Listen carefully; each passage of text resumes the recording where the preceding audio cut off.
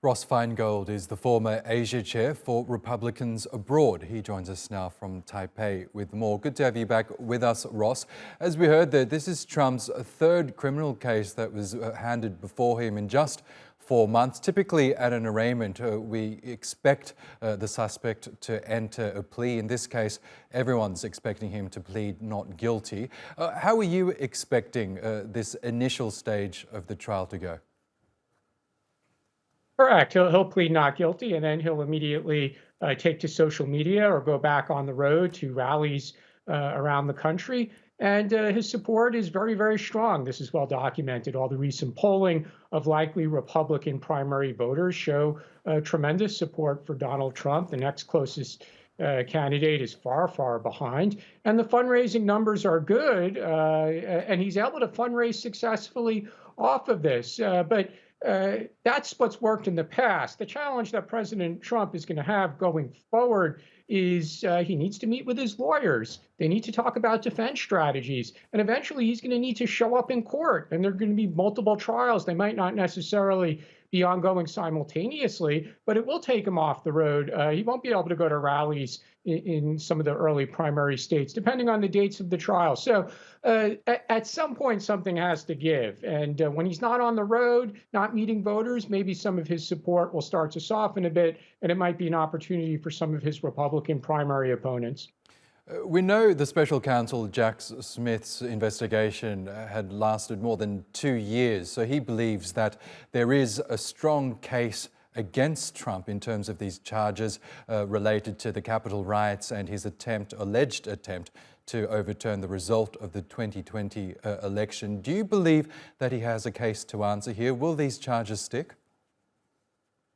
It's going to be difficult. As your previous report indicated, there's going to be a defense strategy that is simply going to amount to this was free speech. It's political speech. He genuinely believes that the election was stolen.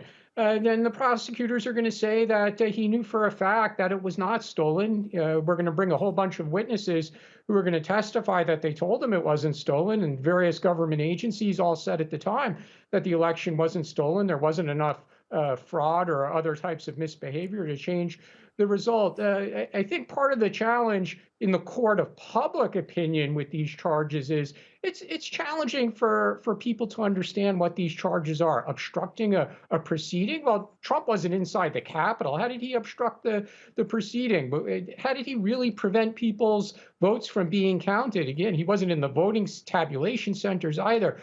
So this is not the same as a typical white-collar case where somebody's accused of stealing money, for example, or defrauding clients or customers. So I think in the court of public opinion, the Department of Justice still has a lot of work to go to convince people that these really are crimes.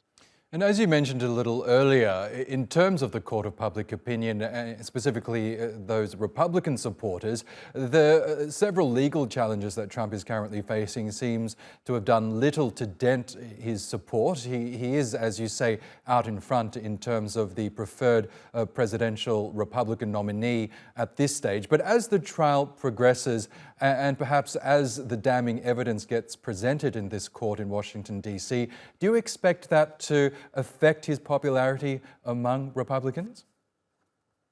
Unlikely, and I think that has to go to the nature of the charges. Again, it's not like he's accused personally of committing an act of physical violence. He's not accused of stealing money. I wouldn't call the charges theoretical, but it has to. The charges are so attenuated. They're so far away from actions that we the people could actually understand. So I think it's going to be a struggle for the court for the prosecutors, even if the jury returns guilty verdict, to really convince people, the public more broadly, let alone Republican voters, that Trump is really a criminal. I think we're really far away from Republican voters having that perception of President Trump. And there's an important thing to keep in mind in discussing why the charges or potential charges haven't really hurt his support. And that's because he has so much support in the bank. And I'm not talking about financial support. I'm talking about his 4 years in office where he did deliver on a lot of promises that are important to Republican voters, and that's why they still love him. Okay, Ross Feingold, we'll have to leave it there, but really good as always to get your analysis on this issue. Thank you.